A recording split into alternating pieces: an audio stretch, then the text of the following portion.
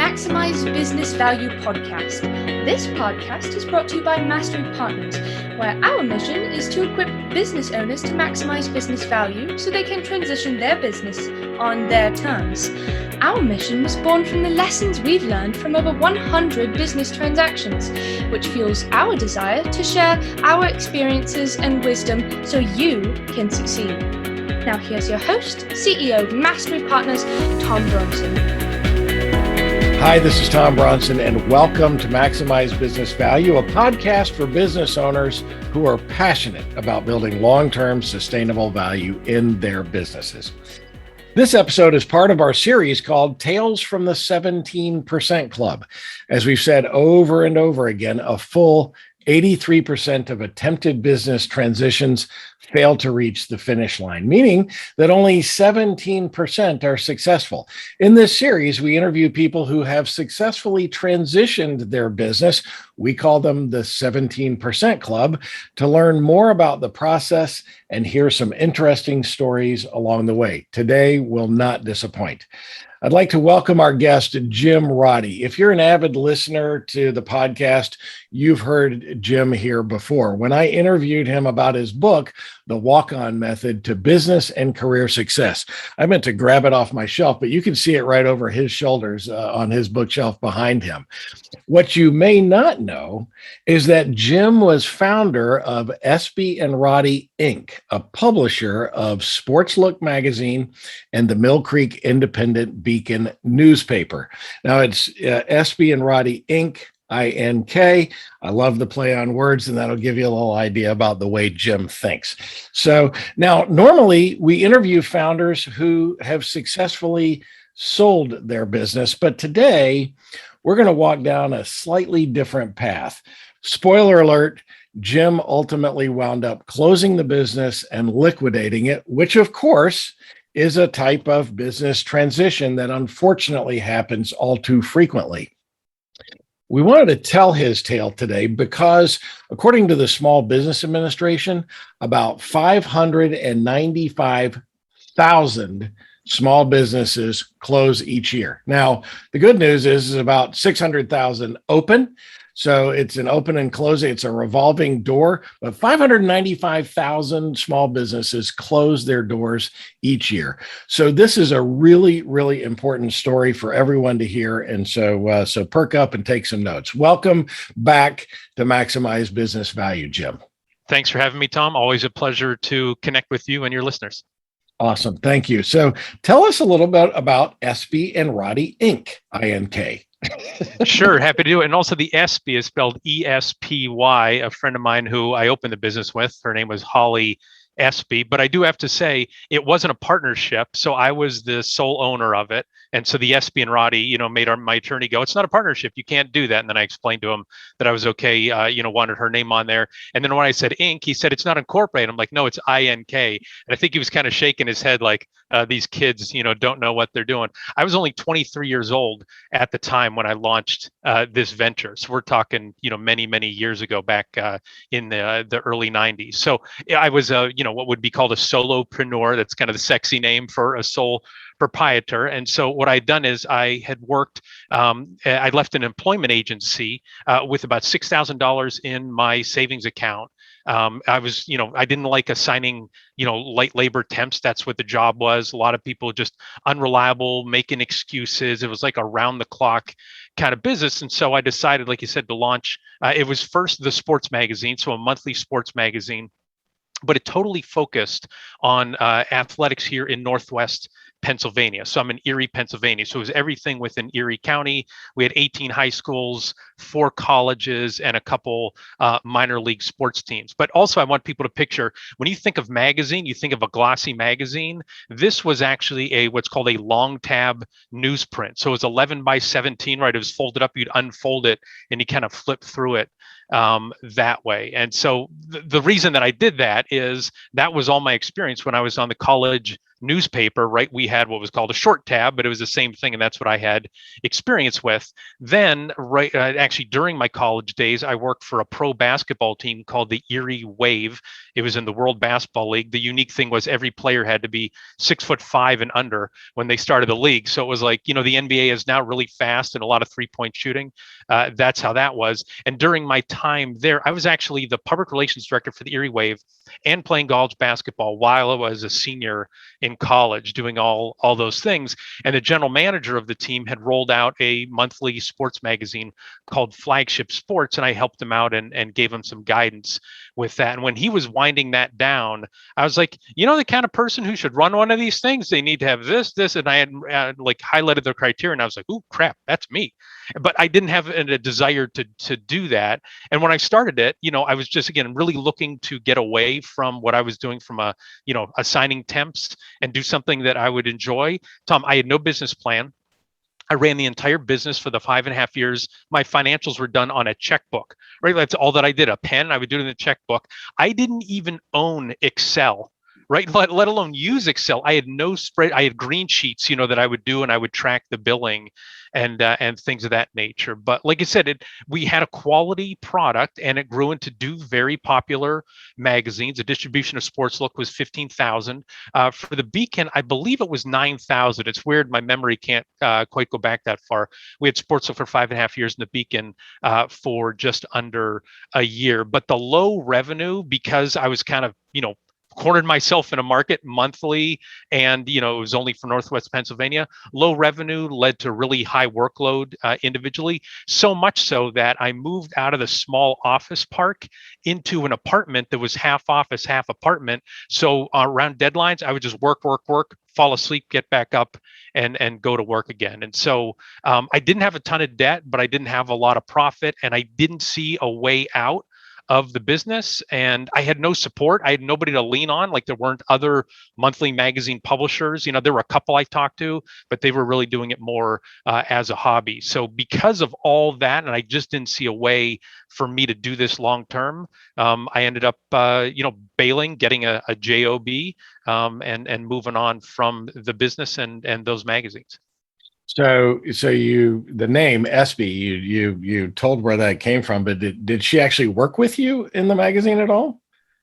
Good question. So it was very much started off as a friends and family kind of thing. So she did some of the writing early on. I had also my brother, my older brother was doing some writing. My mother was the proofreader. So she helped from that standpoint. And then it was probably about 4.5 years in, she was frustrated with the full-time job that she had. And that's when we decided to launch the Mill Creek Independent Beacon. So Mill Creek is the largest suburb of Erie, and it didn't have a real publication serving it. So we decided to branch out from sports. She would come on full time, and we try to make it a go, trying to fund both of us at the same time. So yeah, she went from part-time to full-time for the final year. Wow. So excellent timing on her part, right? To join, just before the demise. It's perfect time. I've done that before. Yeah. Some of my business.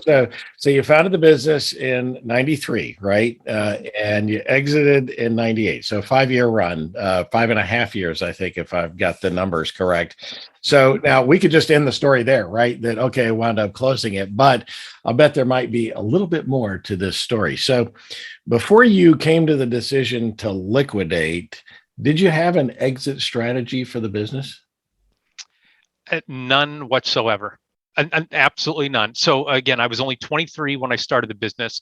All the business acumen that I brought was something that I acquired during my time in the business. So I was an English major in college. Again, I played on the basketball team. I worked for the student newspaper for 3 years until I started working for the Erie Wave. So my background is all in writing and PR and photography and things of that nature. And my dad was a school teacher. My mom was a stay-at-home mom. I didn't even think I really knew any business owners. So I didn't even, if somebody said exit strategy, I would look for a door, right? That to me was the definition of an exit strategy. I really didn't know. Date, right? Well, my dates are always looking for an exit strategy, right? Well, I had less dating experience than I had business experience at the time as well. So, but yeah, no, I had no really even fundamental fundamental knowledge of launching a business, let alone exiting a business. Wow. Okay. So now before you ultimately came to the conclusion that you had to basically close it down and liquidate the business, did what made you decide? I think you attempted to sell the business before you ultimately came to that conclusion. What was the kind of the moment that made you decide, hey, I should sell this business? Why did you come to that conclusion? Yeah. So again, I started gaining some business acumen, and realized like if I was an investor, I would not invest in the business that I was in, right? Because it was a small market. It was a small product because it was only monthly. There was no website, at that point that we could have done things, from an electronic standpoint. So to make the leap in terms of if I was going to go into a different market, expand my market, or expand the frequency of the publication, that was going to require a lot of money and skills that I just didn't have. And like people think we'll go get a bank loan. I had, when I went and launched the second publication, I did go and get a line of credit, but I kept getting turned down and turned down. The only reason I got the line of credit is because one of the writers for me was a former bank executive who was just a big sports fan, and actually, for fun, he ran a bar, like that was his thing to do. And I told him, like, yeah, so and so turned me down. So he went and called up his friend, and he's like, this is a great thing for Erie, give him the $15,000 line of credit. So I knew that was the only reason I got the line of credit. So again, I did this, I was age 28 at the time.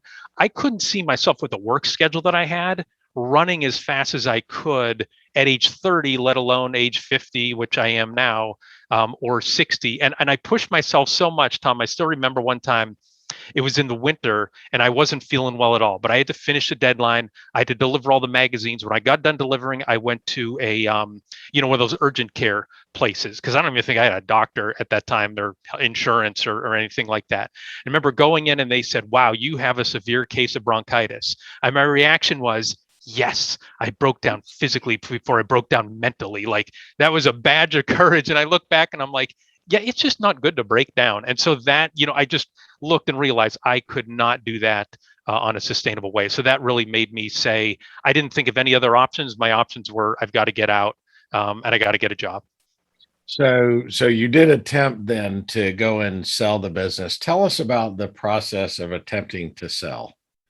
Sure. So what I ended up doing was a little bit backwards. I probably should have tried to sell it first and see if there's something that I could get from that before getting a job. But what happened was, before I moved out of the small office park, moving into the front of the building were a couple of brothers who owned a business that published technology magazines. And I remember the first day that I met, like they're moving in, and Terry Peterson was one of the brothers. He's like, we're publishers, you're a publisher. I'm like, you have a staff. I'm delivering my newspapers in a 1992 Geo Prism. Like, there's a big difference.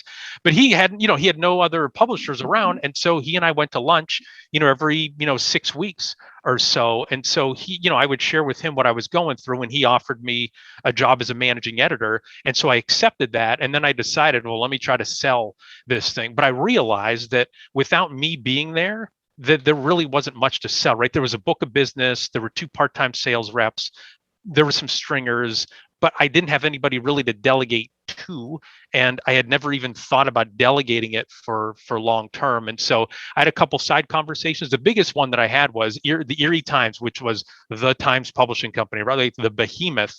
They actually, heard that I was, shutting down the magazine, and they reached out, and I met with them, and not just like some lower level, like it was the owners and the publisher in their big boardroom. Like I'm, kind of looking around like, I can't believe I'm here. And I still remember as they were asking me all these questions, one of them said, what do you want to be doing in 10 years? And I paused and said, asking some snot-nosed kid in this conference room, what do you want to be doing in 10 years? I thought probably not the best answer, but that was kind of, what I was thinking of at that point. So that's really the sale, like I should have hooked up with somebody who could have helped me sell the business. I almost treated it like a garage sale really after the fact. So there wasn't a lot of traction there. So again, I don't take pride in that. When I look back, I would not advise somebody to do that, but that's a reality and part of the reason why I didn't maximize my business value. Hey, thank you for throwing that in there. The It's so ironic, how far you've come. You're very raw with us to say that you were terrible at delegation, right? You didn't have anybody to delegate to, but you couldn't do that. But how ironic that now, fast forward, your recent blog, I think you did it on the podcast as well, but your blog series, Delegate or Die, Mhm. was awesome. So you've really learned how to delegate in those And coming years. do you know why I call it delegate or die? Because I died, right? I mean, my business died because I did not build it up the way that you should build an organization. I felt good. I was busy, right? And I thought things are going well. I was not really building a business. I was doing a lot of good things, staying busy, but it was not a going concern. Yeah, that's a hard thing a lot of times for folks when they start a new business and they think, well, I'm going to build it up to a certain point and then go hire people. I've always kind of thought about it a little differently. Even when I started Mastery Partners, I said I need to hire people that I can delegate things to, even before I can afford to do that. That's right. And it makes all the difference in the world, right? Because then I can afford them way faster than I could if I'd attempted to do all of those things on my own. And yeah, it was a little bit of a risk and taking some money out of the pocket in order to be able to do that, but it pays off in spades to have a team of folks who can actually go out and execute the vision that I have for the business. And so that is a great unexpected nugget of advice Yeah.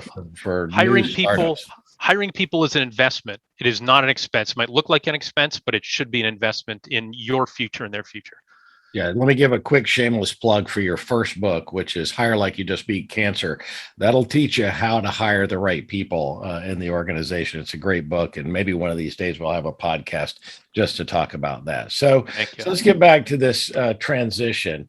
Did you have a transition team, and why or why not? I had no team. I alluded earlier to how loose I ran the business, like just out of my checkbook. And this shows, here's another example of it is, so I thought I was smart. Like instead of delivering all the papers, I would delegate some to, some freelancers. I paid these delivery drivers, some people I didn't even know, like they happened to live in Corey, Pennsylvania. So I'm like, good, here, pick up some magazines. I didn't know who they were. I paid them by check. I had no agreement. I had no insurance whatsoever. And like afterwards, someone's like, what if they would have gotten drunk and killed somebody, like driving, while they were delivering your newspapers? And I was like, oh, I guess I'd have gone out of business, right? Like I was running it so loose. I even did handshake deals. I didn't have really any agreements until maybe 3 or 4 years in. So no transition team whatsoever because I didn't even know, I was getting a job. That's all that I really knew. That was my business acumen. Wow. So I know. So when you were talking with the newspaper, and so did you ever get to the point where they made you an offer or did any kind of due diligence process? No, they didn't. In fact, I had my attorney who was there, and my attorney, he was only my attorney because my little brother, he was the one who helped us with all the adoption. He was the attorney who I knew. And once we walked out of there, he was like, I think that was more of a job interview than it was anything related to an acquisition.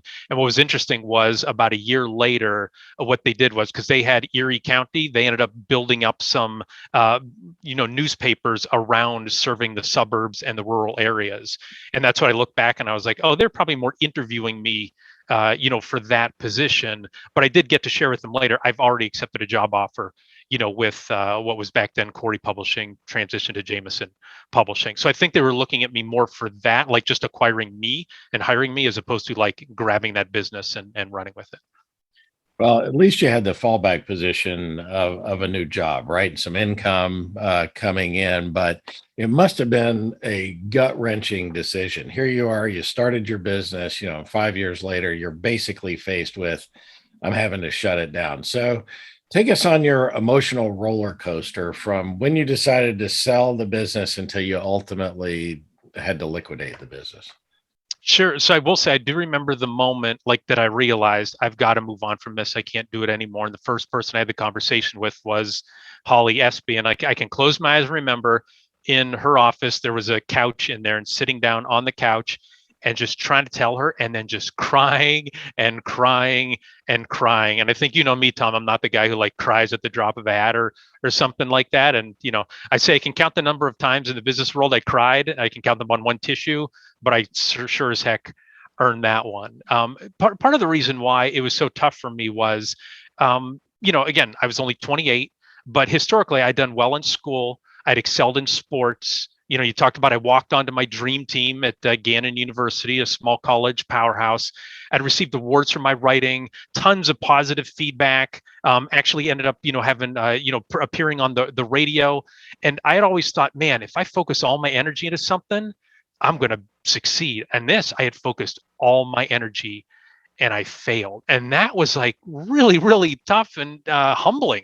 You know, people talk about, I'm humbled by this. Like, that was genuinely a humbling experience to put everything into it and then, you know, have it all just, you know, just blow away, quite frankly, in the wind. But looking back, to me, it was better than grad school, right? I walked away with that, with better experience, I think more tangible experience and less debt. And then, you know, I ended up joining the technology company, and I was able to bring a whole bunch of experience, right? I was on the front line of everything from a small publishing company, and that helped me become president of the company for 11 years. It helped me now become the business coach that I am. And so, again, I also learned from that. And this really helps me, I think, as a business person and as a business advisor. There is no guarantee of survival. Just because you have a good idea and just because you have a track record and just because people say, I really think that's going to be super, right? That does not guarantee your survival. And I hear a lot of folks say, where they talk about some small businesses and they say they have to change. And I always say, oh, no, they don't. They don't have to do anything. In America, it's legal to go out of business. It's legal to run your business into the ground. It's legal to not pay attention to the trends and have the whole thing just come crashing down. So that's the whole thing is, you know, that's essentially, you know, what happened. That was my roller coaster. That's what I learned from it. And then I didn't have a heck of a lot to sell, you know, away from it afterwards. But, you know, I just ended up easing into another publishing job. They bought some stuff from me. Some other people did, but it really certainly wasn't what I'd invested in the business, no doubt. Wow. So I know you're not a crier. I haven't seen you cry, but challenge accepted. I will find a way to make you cry. Perhaps not on, perhaps Great. not on this Looking podcast. forward to it. Yeah. Looking forward to it. Can't wait. Perhaps not on this podcast, but we'll find a way. So challenge accepted. So I know your employees were sort of part-time, but then your partner kind of came on at the end. So you had a few folks that were impacted, because it's not just you. When you make the decision that it's time to do this, and you told the story of sitting on her couch and crying, how did this affect the other people that you had working with you in the organization? Well, first, I just have to clarify. Technically, it wasn't her couch. It was a couch that I bought for the business, and I bought it for $85. So, that again, that's you know, cost side down. Really expensive couch in 1988 or whatever, or 1998. So getting back to your question, so she had another job offer, right? Because once we had that conversation, somebody had actually tapped her on the shoulder before that to say, hey, do you want to come back? And she was like, well, I'm going to tell him no. And I was like, well, maybe you know, we won't be able to keep doing this going forward. The two part-time salespeople, they were both mothers. So it was, they dropped the kids off at school. They'd work from like 9 until 2. So this really upended their schedule. And one of them, I coached with her husband and coached her younger son, right? So it was all this, you know, intertwined with the lives, and really, really felt bad, you know, in terms of that I was letting them down. But they were both, I was very fortunate, you know, all three of them were really good folks. And so I knew they were going to be able to land something. And again, especially with it being part-time, it was easy for them to transition to something else. But at that point, it does not feel good, and they do not know what's around the corner. So I did not like that at all. Those are still the worst conversations that I have. You know, when I was at Jameson, we went through the recession, had to do layoffs. Those are the worst. People who don't deserve to be let go, being let go. That's the worst feeling that you have, I think, as a business owner, at least personally for me. You know, even though most of these folks were kind of part-time with you, that's one of the burdens that business owners carry on their shoulders. You know, I've never thought about any of my businesses as being the support for me and my family. It's always the support for all the families, right? It's kind of the extended families that the business supports. And that is a heavy burden on the shoulders of a business owner to think about how something like this would impact those families. And so, I've had to do the same thing with a reduction in workforce many times over, right, in the past. And it's always just a terrible conversation to have because those people don't deserve it. And even though you weren't able to make a go of the business and you gave it everything you had, there's always kind of that, self disappointment, right? I'm disappointed in myself that I wasn't able to make this work. And we're always hard on ourselves when it comes to that. Yeah, and so that was one aspect of it. The other is the customers and then the readers of the magazine. Like I said, we printed 15,000 copies, not just because we wanted to pick up 14,000 at the end of the month. It's because people, were really into the magazine. High school kids, parents, Erie's very parochial, right? And so people don't tend to transition on. I'm born and raised here. We had a section every month on Erie sports history, and people just loved it, right? And so you'd walk in and people would like grab all sorts of copies. You'd be like, "You're late, I was looking forward to this." So then to just cut that off and end it, there are a lot of people who were broken up by that, who were people I didn't even know, right? Because they just knew, the product through the media. So there was an element of like you're letting down these high school kids and the coaches and their parents and the fans and all that stuff. So I was going to say, you might make me cry again thinking about it, but it was on many fronts. It was a gut-wrenching decision. Also felt selfish too, because I was doing it for myself as opposed to continuing the sacrifice as well. Maybe I can get you to cry if I just keep picking at that scab a little bit. Well, look, before we take a short break, I want to ask you a question, and only because I already know what the answer is. When you liquidated, did you still owe anything to your suppliers and vendors? And if so, how did you handle that? Yeah, good question. So I had the line of credit, but again, it wasn't too much. And so when the receipts came in from the final issues, I was able to pay that back pretty quickly, with the final collections. But I still owe the printer around $15,000. That was really the biggest expense that I had. And the job that I took with Corey Publishing was $35,000 a year. But to show how, I guess, frugal I had learned to be, I paid back that $15,000 to the printer within a year. And so, I'd get my regular paycheck and, I would, pay down that debt. And at the end of it, the publisher there, when he got the final check, he called me up and he's like, "I got to tell you, like, we've had a whole bunch of publishers go out of business and stiff us with the bill. You were the only one in the history who ever paid off their entire bill. Because, like, what were we going to do? Chase you down for it? Hold your next issue?" And so I was like, well, it was just the right thing to do. Like, it never even crossed my mind, like, "Ooh, I can get away with this one." I'll say an upside bonus to it that I never intended was, so I Corey Publishing was the name of our company. The owners were based in Corey, Pennsylvania, and I got my printing done at the Corey Journal, which was their newspaper and printing house down there. The owner had a house like right next to the Corey Journal, and so they'd bump into each other all the time. And so I had just joined. I've still, I went to lunch with Terry Peterson, but they didn't know me that well. To have somebody be able to tell them, like, the highest character person I've ever encountered is this guy because he paid his bill. Can you believe it? Like, some people might have thought I was a rube, for paying my bill, but it was one of those things of like, I can sleep at night because that's what I'm able to do. And, I went to a small Christian high school, and I had took an accounting class, and Constant Ripley was our teacher. And she said, "If you only remember one thing from this class, remember this." And I have to say, Tom, it's the only thing I remember from the class. She said, "Never, ever take a job or stay at a job where you have to compromise your integrity. Never." And so that was like kind of a guiding principle for me, right? You pay your bills. I also, you might find this entertaining as well. So I had a sports magazine. So I had local strip clubs who wanted to advertise. I was like, nope, not going to take their money. And I never did that in the 5.5 years. And I'm still proud of that. And then also I would never do like any, quite frankly, the 900 numbers, right? But I had somebody who's like, "Hey, I have these two 900 numbers, and one was gambling, and one he said was for dating." And so I went, and so I'm haranguing him to get the ad copy. Finally gives him the ad copy, laying the magazine out on a Sunday. I have a gap on the page for the local Catholic boys, football player. I have this ad comes in, it's for a 900 number, and it's for dating. And I'm like, I should probably follow up and check what this is. So I go to my fax machine, right? Pick up the number and call. And, some woman answers and I'm like, yeah, what's this number about? And she's like, it's for talking. And I said, talking about what? And she says, anything you want, baby. And I remember slamming the phone down and being like, oh my gosh, oh my gosh, oh my gosh. Like, and then I had to call this guy back. I remember it was on a Sunday and I left a voicemail for him like, hey, I told you these are my guidelines. Don't try to sneak this thing in. Like you've got to get me, some ad copy to do that. So again, I felt like paying back, the bill, like that's the vendor thing.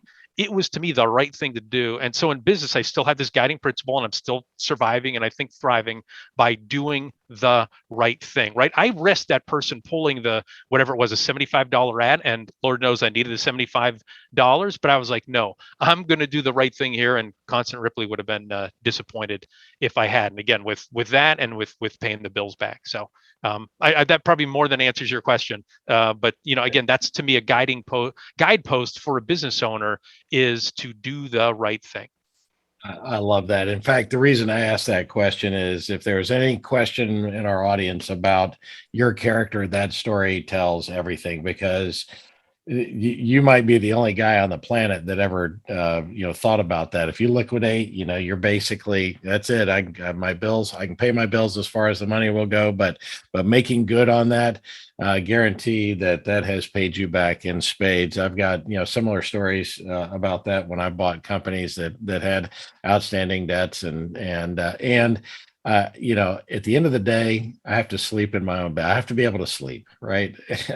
And I can't. I had a guy if I feel like I've really screwed somebody, right?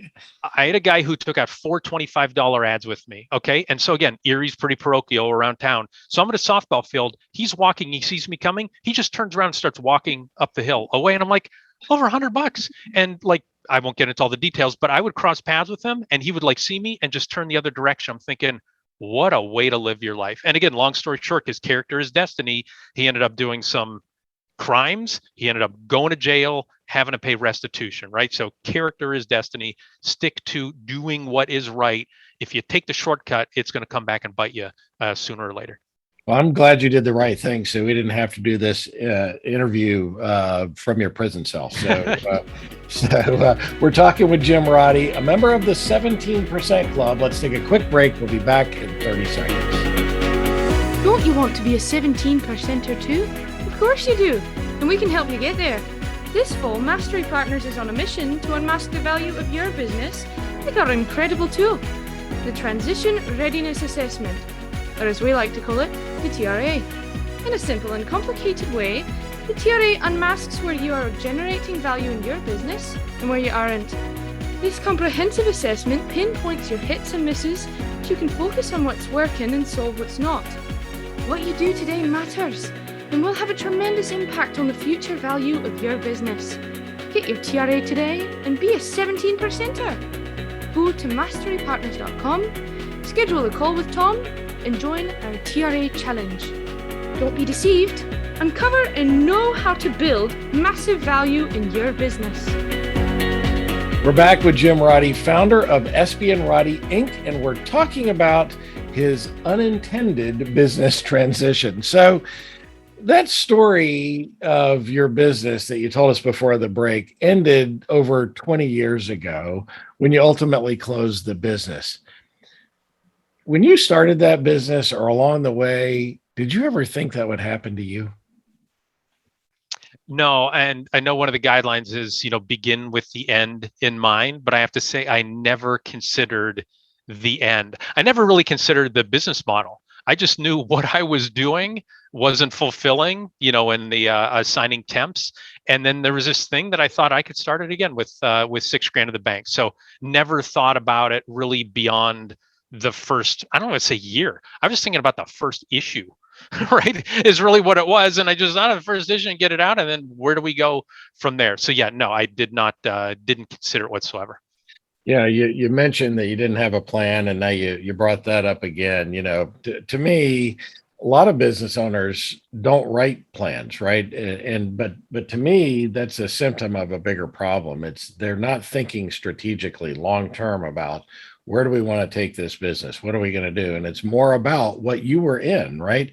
I gotta get my first issue out, and then now I'm Sure. writing, and then the business sort of evolves and takes its own shape, as it will when you're not intentional about what is the strategy here, how are we going forward. So that is a great lesson for business owners to learn. What did you learn going through this whole process of starting this business and then ultimately winding it up? So the short answer is everything, right? Like everything about diving in and not knowing anything. The one advantage was I got to learn everything firsthand. Again, it didn't help from a sustaining business standpoint, but some things that really jump out that I guess have guided me over the past, I can't believe now I can say 23 years. So one is quality wins, right? That people really, really responded to the quality of the publication. We weren't, our goal was if somebody would read about a Fort LaBeouf volleyball player, right? And you think, what's Fort LaBeouf? It's some high school, and volleyball is actually a big sport out there. We didn't want them to read and go, yeah, I know all this stuff about them. We wanted to read it, even the most diehard fan, and say, I didn't even know that about that kid. That's unbelievable. Like, that's a great story. And people really, really respond to that enthusiastically. And again, we have people who are huge supporters of ours, huge promoters. Also, niche marketing works, right? Just the fact that we were a sports magazine just for Erie County, Pennsylvania, right? Everybody in Erie County who cared about sports, they were more than happy to consume it. Also, I learned, touched on it before, like delegation is required, not just preferred, and not just some delegation, but as thorough delegation as you can. And you referred to the whole series we put together through the RSPA, Delegate or Die. If anybody wants that, I think you can find it if you just Google it or go to gorspa.org and search for Delegate or Die. But delegation is absolutely required. You need to be really, really strong at it. I think I also learned resourcefulness because I had no resources. I had to just figure it out on my own, right? And I wasn't relying on all these other services or somebody else to come in and do something for me. There are some countries that have a year of mandatory military service. I remember as going through this, I thought, what the United States should have is a year of mandatory self-employment, right? Where things aren't just coming to you. I need this. I deserve this. I should get this. It's you go earn it. And that's what I felt like. I didn't like the feeling of every day going to the mailbox and being like, please be money, please be money, please be money. But talk about a driving force and making me realize that might not be there. I've got to make sure I'm running this thing lean and mean. I also learned from a sales standpoint, because I was not a trained salesperson. I still don't consider myself necessarily a trained salesperson, but I was just going in there naturally looking for a fit. I wasn't forcing one, right? Like, don't be a BS person when you're trying to sell. And I'd say the last thing that carries over, and I've tried to do this in everything that I've done, is we had for the sports magazine, we didn't know it at the time, but I ended up calling it, after working at Jameson Publishing, we called it an evangelism statement, right? Like, not just what you do, but what is your cause behind what you do? And our tagline for the sports magazine was, because Erie sports are more than just a box score, which was a backhanded slap at the Erie Times, because they were at that point, they had a bunch of, quite frankly, people who didn't really invest in the local community, and they were just ripping stories off the Associated Press. They were just running box scores, right? And so that was our shot at them, and to show people what we really were doing. And through the magazine, people saw our love for Erie sports. And like I said, it elevated them, it elevated the sports, it elevated the kids, and they were really sad to see it go. But I can even say years later, Tom, and we're talking, like you said, 23 years later, I still have people who say, oh man, I missed that magazine. Do you think any chance you'll bring it back? And I'm thinking, oh my gosh, how do you even remember it?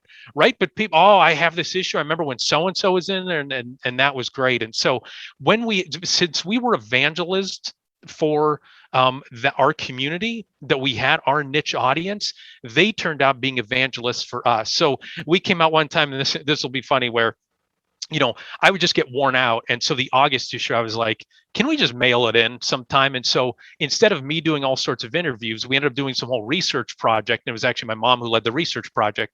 And we did the top 50 high school athletes in Erie history. We ranked them 1 through 50. Then we had on a big honorable mention list.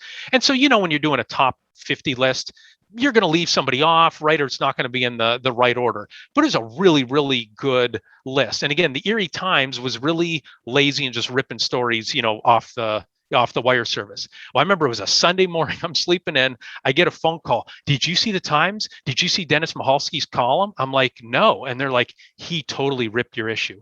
And Tom, he was so harsh.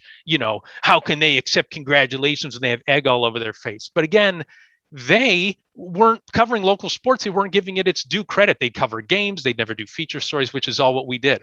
I didn't have to say anything. Talk radio for the next 2 weeks. TV, sports broadcasters are like, who does the Erie Times think they are? This magazine is awesome. And that issue was great. And Tom, all the issues are gone. I'm getting all these phone calls like, can you bring more? Can you bring more? I'm like, I don't have any more. Right. And so it was one of those things, again, that I really taught is if you really fight on somebody's behalf and really fight for them, not expecting some immediate thing in return, when you're down, you get knocked backwards, man, they will come to your defense. Remember, it was really, really fun. It was almost contentious kind of thing. And, our next issue, we got to take a shot back at the Erie Times. But, that was a really, again, a very instructive for me. And that's part of what you can say. I mean, you and I have worked together in a lot of things. I'm really passionate about small business owners and recurring revenue and things like that. And when I do something or I need something, they'll jump right away because they really see us fighting for them. So if your business can somehow get to the point where your customers really see you fighting on their behalf, not just selling them something, that's going to benefit you when you need it. I love that. There's so many great things here, but I have to ask. So was it the Erie Times was that the big newspaper that you tried to sell to? That is correct. Yes. Okay, so you probably really endeared yourself to them by having that tagline because Erie Sports is not just a box score, and also taking shots at them the other way. I'm sure you were very endearing to them, and that's probably why they were so gracious to you. I actually don't take full credit for this, but I think we got one of the writers fired because he plagiarized something, like totally ripped it from an AP story and then just dropped it into one of his columns. And so we wrote about it like, oh, how about this, right? And so I think what happened was the sports writers really hated us because they would tell their bosses, we can't do all this stuff. It's way too hard. And they're like, we got this snot-nosed kid, right? And, a bunch of stringers, and they're kicking your butt every single month with these quality stories. Don't tell me we have like 8 full-time people. You can't do it. So I think the sports writers didn't like us, but I think management kind of respected what we were doing. And they were almost like, it kind of helped them push their folks to do better. And I will say this. So as we wound down the magazine, the TV stations especially realized, wow, if we really go all in on featuring these local athletes, look at all the attention, look at all the goodwill. So they stopped only paying attention to the Steelers, the Browns, the Pirates, and they started saying like, what if we elevate local sports? And so again, not that, the sports look deserves full credit for it, but I think we got to kind of be the canary in the coal mine, and they started doing all sorts of way more features, way more local things, even going out and covering grade school sports sometimes, because they saw if you really serve the grassroots community, they're going to really have your back and get more eyeballs and more attention to you. So yeah, I didn't walk. I made sure I walked in the right entrance, through the management entrance and not through the writer entrance when I walked in there for sure. You mentioned that folks still talk about the magazine, and I'd be willing to bet that if you don't have every copy, somewhere in scrapbooks all over Erie are copies of your magazine because that went into somebody's scrapbook because you were writing about a local, athlete. And so I bet you could piece together every issue if you just ask the entire community. I'll bet they would come up with all of those issues. I bet they would, and they might have to take down off their walls because I've been in people's houses and they had articles framed on their wall. I will say this, I was organized enough that I did save at least one. Actually, I saved multiple of every issue. And now I did spend the money on getting these big bound books. And so I do have these massive books that have every single newspaper in there. So I can flip through those and kind of walk down memory lane. That's nice. I'm almost out of them. I need some more fire starter for my backyard. But I am going to take issue though with one of the things that you learned going through the process. Sure. Your first thing is quality wins. Now, when I hear that, It takes me all the way back to 1982, maybe 83, when I took my writing for radio and television class at Appalachian State University. Dr. Carl Tyree, if you put a statement like that, quality wins, in an article that we were writing for radio and television, he would automatically give you an F, because he would say, quality is a word that needs a modifier. Which do you mean, high or low? So it's not just quality wins, high quality wins, Jim Roddy. High quality wins. Well said. Well said. Yeah, I guess I go to the Ford Motor Company. Remember, it was quality is job one. Yeah. Is what they would say. But that went both ways a lot of times with the Ford Motor Company. So yes, I guess that's probably true. They're like, should we say high quality? And they're like, no, we do not want to. Don't paint ourselves into a corner. No, because no one could sue us, for lying in our advertising if we just say quality. That's right. No, and I will say, point taken with that it needs to be high quality. And I will say this: not all the writers hated me. There were some who would talk to me kind of on the side, and they wanted to do more, but they were kind of like, pinned at the copy desk. And I had one who said, "I'll tell you what, we get your issue, and we flip through it every time, looking for errors and things to make fun of. We can't find it." And that's what I've always said. Like, step number one is producing something that people aren't going to make fun of, right? And then you can really take it from there. So yeah, no, that's a good point. Yeah, high quality. You've got to focus on quality. Again, start cutting corners. That's the beginning of the end, I think. Yep, I love that. So if you were starting over all again, take us back to 1993, knowing what you know now and the experience that you've had since, what would you have done differently? I'd say my first word to answer that is the same as the last one. What did I learn? I'd say, what have I done differently? Everything, right? There's a whole bunch of stuff just from a business standpoint. But I'd say the biggest one that I had is, and this is one thing when I went to work for the Peterson brothers at Corey Publishing, they were really good at pausing and writing down what they learned, what are the guiding principles, and then they would make sure that they followed those so they weren't driven based on ego. And so they had the principles they shared with me really early on. And principle number one, and your English teacher would flunk them on this because burgeon is not a noun, but it was ride a burgeon. And so it talked about the first thing you have to do is be in a burgeoning market, a growth market, a substantial market. And I remember reading that and then going like, oh, and I started a monthly sports magazine in Erie, Pennsylvania. God, like, it's not a burgeon at all, right? Like, I could have been the smartest, person in the world, and I just didn't set that market in the right thing. So that, again, was to me the thing that I should have done is what's a product that I can create that really has a chance of being a true $1 million idea, or even a $500,000 idea, not some $20,000 a month idea thing. So to me, that's the biggest one, and that probably ties in why within the walk-on method, step number one is take a big shot, not just take a shot, right? Like, really go for something that could be big, because I kind of look back and realized that my original idea of just a sports magazine monthly for Erie, Pennsylvania, while it was niche-y, I probably should have had, I should probably do another magazine for Crawford County, right? Or Ashtabula County, or, other things like that to really to build it that way. So that's, I'd say, the biggest thing that I would do differently is choose a better market, or make sure that you're bundling markets together so you have a going concern.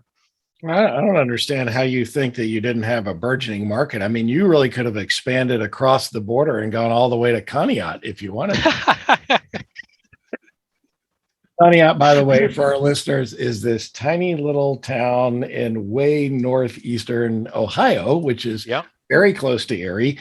And a great friend of mine that lived there for many years owned the first pizzeria outside of New York City, Pizzai Cafe. It is a wonderful pizzeria. Unfortunately, Pat passed away many years ago, but he took this tiny little town of 5,000 people and made a multi-million-dollar business out of his little pizzeria. So I will say this: greatest high school basketball atmosphere I ever attended in my life. My little brother attended Fairview. They had a trip out to Conneaut, and it's a small gym. It had like maybe 6 rows of bleachers on each side, a stage. And I thought, This will be like most games. I'll be able to stretch out. The whole town showed up, the band, the students. It was so loud. I'm getting goosebumps now going back and thinking about it. So I could have had like the people in Conneaut, I think would have been thrilled if I had done that, but I didn't. I didn't even extend it to Union City, right? That was actually in Erie County. They were in a different league. And I'm like, it's too much outside. So yeah. For those Union City guys. Nice. So let's boil it down. What advice would you give to business owners who are faced with transitioning their business or who want to transition their business? Sure. The first one is, and I know you'll like this answer, but it's get some help doing this, right? You might know your business, you might even be running a very successful business, but you don't know the transition element of it. And I've always said, like, your first is your worst. And so the first time you try to do something, you're not going to be very good at it. So go with somebody who actually knows how businesses transition, who knows that landscape. It's way more complex, way more possibilities than probably what you've considered, way more landmines as well. So get some help, lean on somebody who can take you through that. I'd also say delegate, right? We touched on that earlier. You have to have someone who can run the business without you. If you sell and you leave, but the business has this collapse, it's not some permanent uplifting, right? You've got to have people who can run the business without you. And I'd say that was a pride when I left Jameson Publishing. Not that I was some be all end all. Again, it was a much larger, company. We ended up with, about 100 employees, with that and our sister company across the state of Pennsylvania in 3 different cities. But the groups that I was closest with, we had some really, really good people there. And so the whole thing didn't like collapse, immediately, which is the big thing that I think if you're going to sell something, people have to know that it's going to be sustainable for a while. I'd also say a big thing is to have systems and controls, right? That also goes to have something you can sell, not just, we have all these smart people and I'm the one who's like the genius here and doing all these things. And yeah, luckily we work out, but if that person left, we'd be in a lot of trouble. Have something to sell. And then the last thing I'd say is recurring revenue, right? The more recurring revenue that you have, the more the business is going to be enticing to somebody who buys it. And in fact, a soon-to-be mutual friend of ours, Tom, I know you're going to be talking to him soon. Another guy named Tom, who's looking to start a consulting firm. He was took me out to lunch to talk about some best practices, some of my experience, and he's like, "What do you think hourly rate I should charge?" And I was like, do not charge an hourly rate, right? Because then, you should have people pay you based on the outcome. You should be able to figure out how can you get something that's recurring revenue. So that has really been feathered into all conversations that I have with friends, with business owners. You've got to make sure you focus on that recurring revenue. And if you say right now, I don't know how to convert more of my business to recurring revenue business model, talk to somebody who can maybe help you do that. There's all sorts of books out there about transitioning to the subscription model and things like that. But again, so if you want to make sure that you are transitioning your business, get help, delegate to people, have systems and controls that those people run, right? And the controls are going to be the reports that you have. Like that's what real businesses do. And then the more recurring revenue you have, the better you're going to like your life.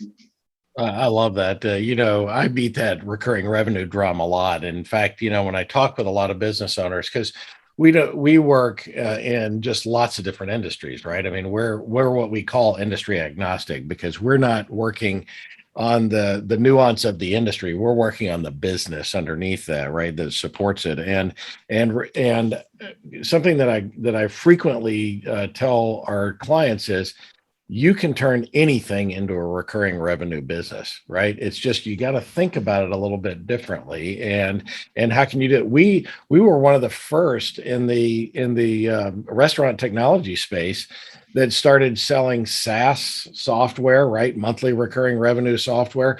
And then we converted our hardware to that. So we were actually selling hardware on a subscription model, which was expensive to get started. But I don't care what business you're in, you can find a way to make recurring revenue. So I love that. And I wanted to highlight as well the delegation, because to me, in small businesses, owner dependency kills the transferability of a business. If a business is 100% dependent on that owner, and if something happened, ask yourself this question. If I own a business, if something happened to me today, what would happen to my business and my family tomorrow? Well, solve that, right? Whatever it is, your answer, solve that. And if you can do that and do it through delegation, then that dramatically improves the value of the business and the transferability of the business. And if somebody is out there thinking, yeah, but I'll be fine, or I'll get into that next year, everybody just heard my story. I sold my business at age 28. I was an athlete, right? I was super healthy. 4 years later, I was diagnosed with colon cancer, right? And so because I worked for somebody else, I was able to take all those weeks off and do my chemo treatments and things like that. And I did think, like, what if I then, moved into this job? Like, what would I do? Like, and I don't even want to, now I'm going to cry, thinking about it, like that would have wrecked me financially, physically, mentally. I'd have probably tried to press through it. You know what? In fact, here's the reality. Now that I'm saying that, I probably wouldn't have gone to the doctor. I probably never would have found out. Because, I had some, the symptoms weren't that bad. I had some blood in my stool, my stomach wasn't feeling great, but it was tolerable.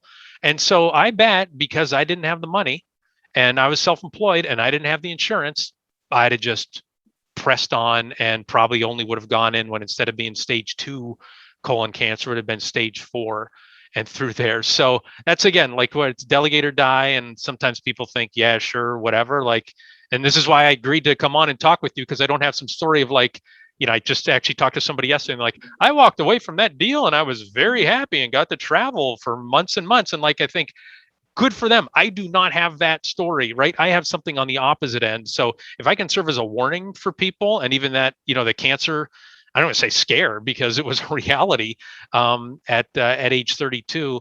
If I didn't, do what I did with my business, and I was running it the way that I had run it for those first 5.5 years, I would not have literally survived to get to age 35. There's I would say no doubt in my mind, but there's essentially no doubt in my mind, knowing what I know now. So this is real. As my boss used to say at Peterson Brothers, when we'd have our steering committee meetings, he would pause and say, "This is not a drill, right? We're dealing with real things, real issues, people's lives, people's livelihood, the business. Like, these are real bullets, right? So this is not a drill." So again, I learned that. I hope folks can kind of draw from my story that you can learn from it, and you can, maybe in some ways recover from it and build back better from it. But it's real. This is something that, again, life or death, sometimes figuratively, but again, I think in my situation, literally.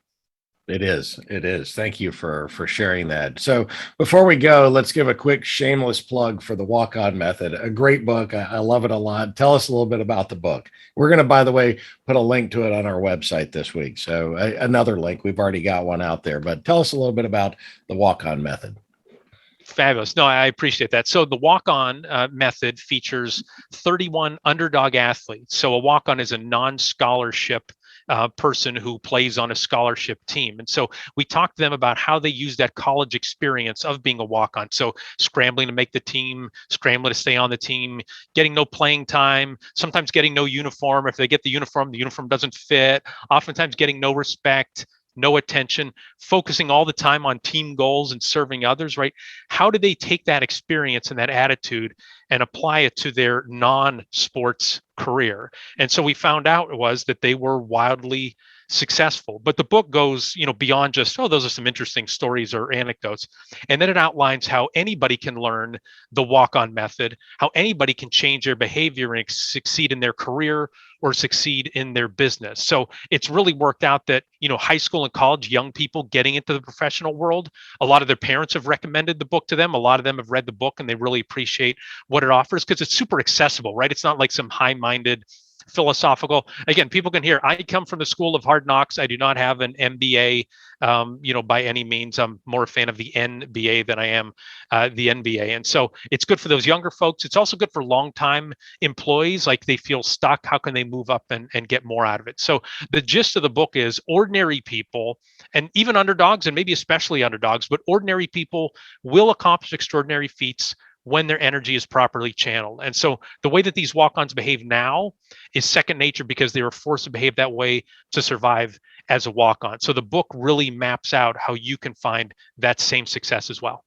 I love the book. It's got great stories in it. I will tell you that I think about you, and I'm a little pissed off that I think about you every time I go running in the morning. There's a really long hill toward the end of my run, and I'd always been in the habit when I got to the bottom of that hill, because I was going up the hill. When I got to the bottom of that hill, I would walk, and that was kind of my cool down method of walking up the hill, because then I could come around the corner and come back to the house. But after I read the book, and one of the principles is, spoiler alert, one of the principles is run uphill. Well, I get pissed off because every time I get to the bottom of that hill and I want to walk, I think Jim Roddy would tell me I need to run up this hill. And so thanks for that, by the way. Happy to know, but embracing obstacles, right, literally and figuratively, will make you stronger. Your heart and your legs are better for that. Absolutely. So, one last business question. Of course, I've asked you this before, and I run the risk of potentially recycling something that I've already asked here. But the podcast is all about maximizing business value. What is the one most important thing you recommend business owners do to build value in their businesses?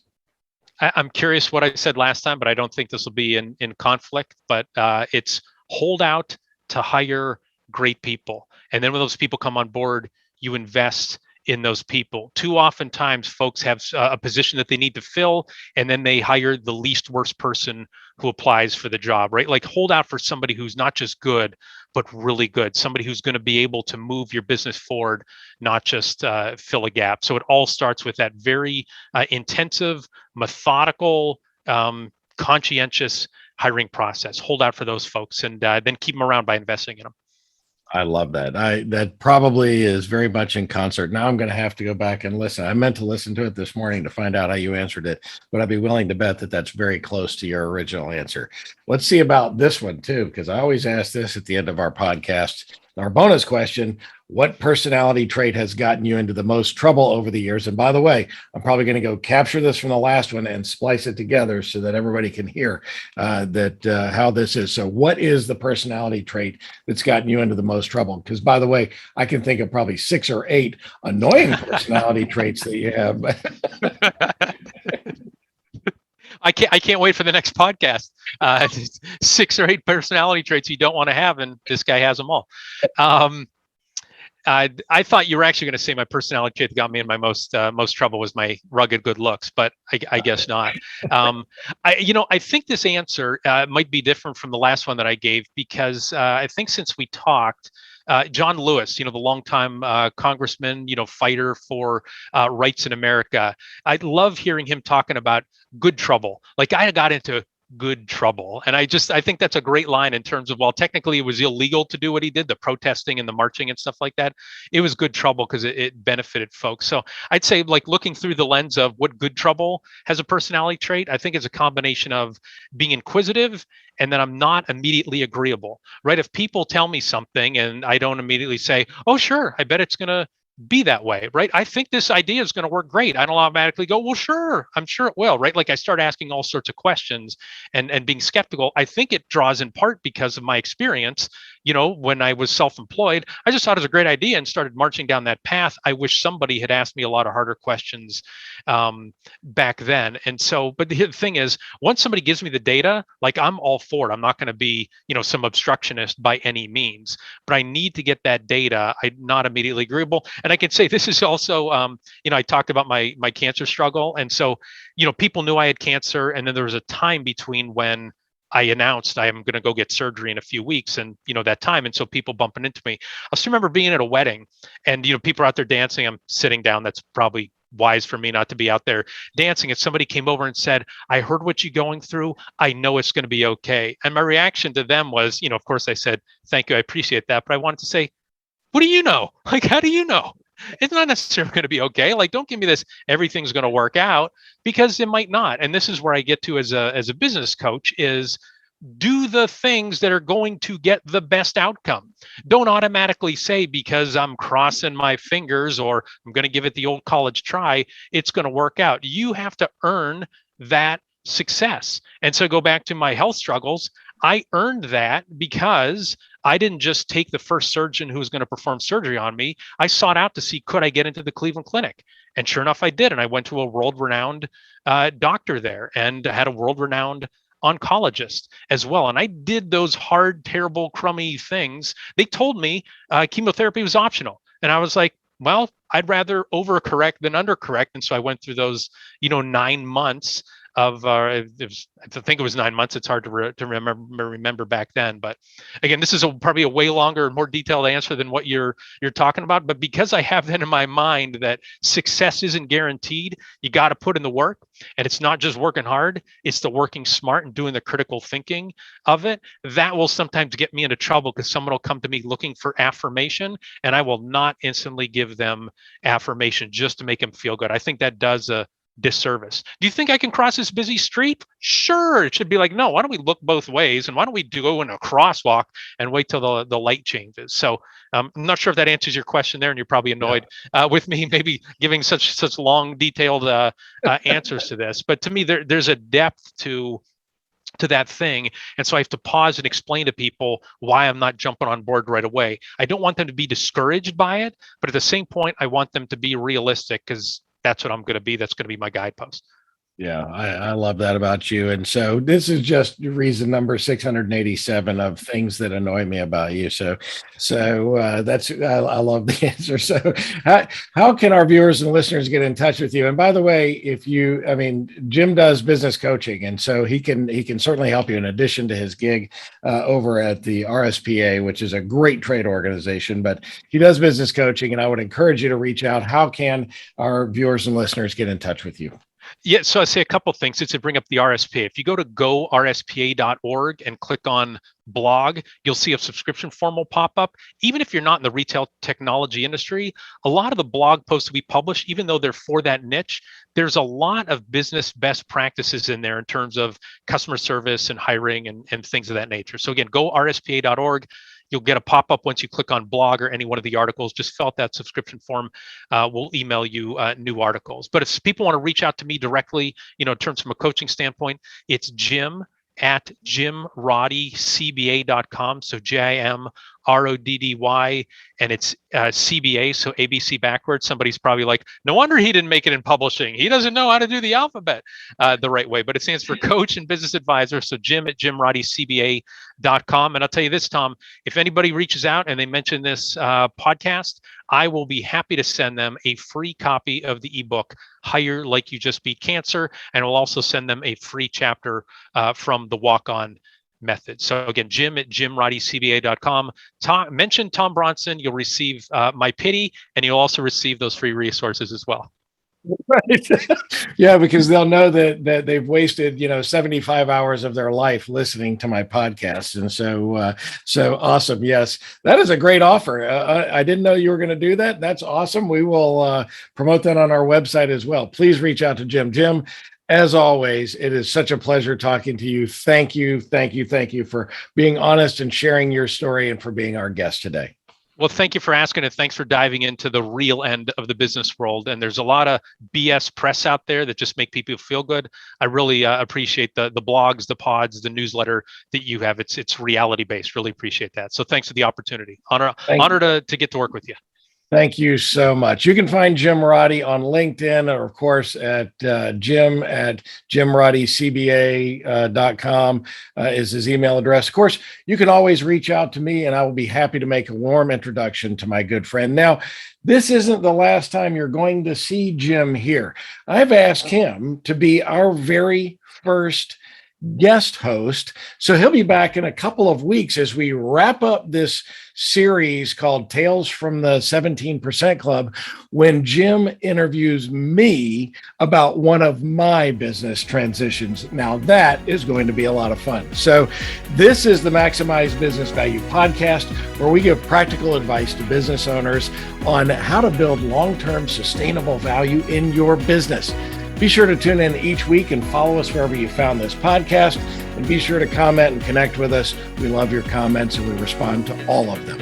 So until next time, I'm Tom Bronson, reminding you that it is never too early to start planning your ideal desired exit strategy while you maximize business value. Thank you for tuning in to the Maximize Business Value podcast with Tom Bronson.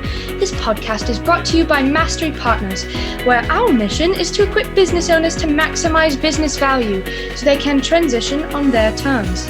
Learn more on how to build long-term sustainable business value and get free value-building tools by visiting our website, www.masterypartners.com. That's master with a Y, masterypartners.com. Check it out.